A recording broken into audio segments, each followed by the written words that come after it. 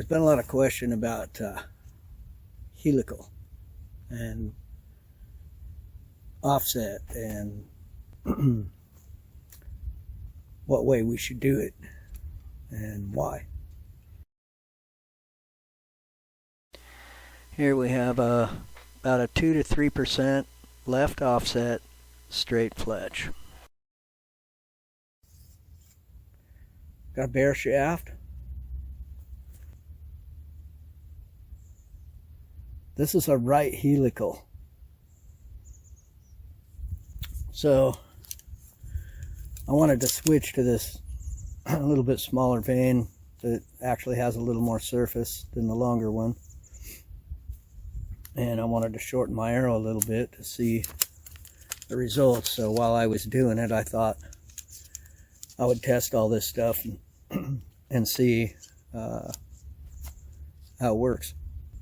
So we're going to shoot this bare shaft to determine which way the arrow's spinning.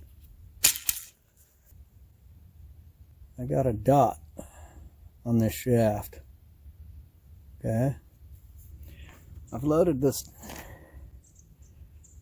dot straight up. So we're going to determine how far it takes to get it to spin. So the object is to see which way the arrow spins naturally without fletching first. So from about 1 yard away from the target, we see that the arrow spun just a little bit left. We can tell that by the knock rotation and the dot. 1, 2, just a little over 3 paces. Should give us about a quarter rotation.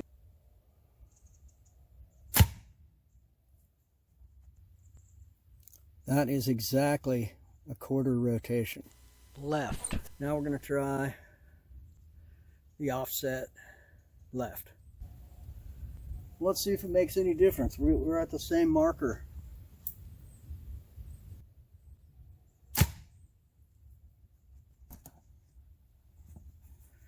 We can see it's down here.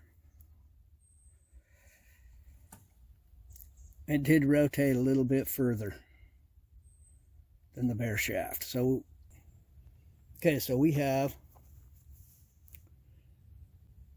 a little bit more than a quarter rotation now at about 3 paces, the same as we did with the bare shaft. So we can see that that is actually spinning just a little bit more than it was before. Now the question is, what if we fletch it the wrong way? So everybody just, let's try the right.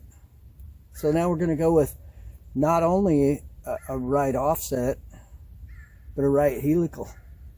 So this essentially should make it spin faster. So the question is does this start out spinning the wrong way and then have the fletch recover it? So is there a pause in there? It's going to take a few shots, but we'll show you.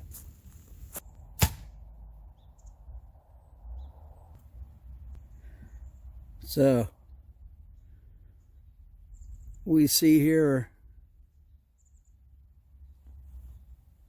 and you can see by the knock,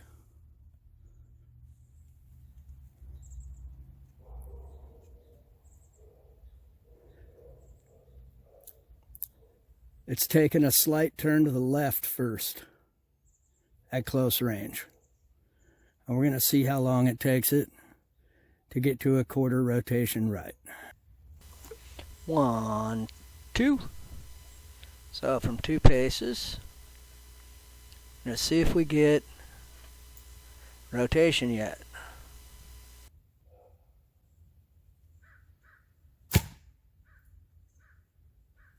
And we can see by the knock positioning alone and the dot position, it's still wanting to go left. So we can see that the dot positioning on the arrow shaft was about the same between the two shots. So the first one was at 1 pace. The second one was at 2 paces. So we can definitely see that between the first shot and the second shot, there was a pause there. That arrow stayed the same for basically 3 feet. It didn't spin. Yeah, we're right at 3 paces again, a little bit over 3 paces.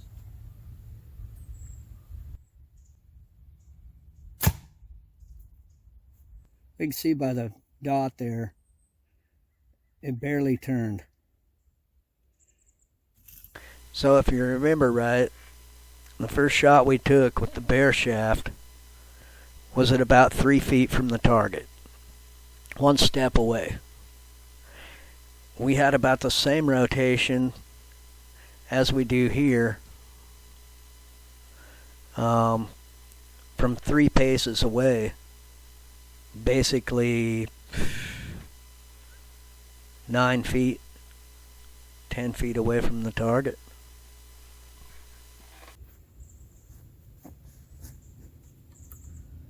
Okay, we're going to go, we're at 4 paces now.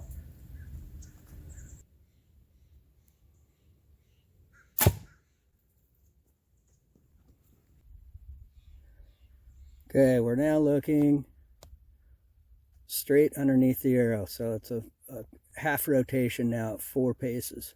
So it's picked up the speed. Now we'll try the left offset at 4 paces.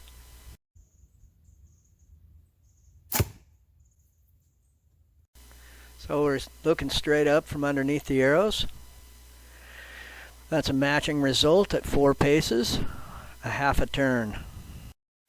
I think what we learned here today was that if you fletch an arrow with the opposite offset or helical as your arrow wants to naturally spin, that you'll cause it to pause. And it looked like it spun the wrong direction at first, and then it actually paused for about 3 feet, what it looked like to me, where it wasn't spinning at all, and then it started to rotate after that. So I think that could cause some troubles in broadhead flight myself, and grouping in general. Brought to you by BalancePointArchery.com.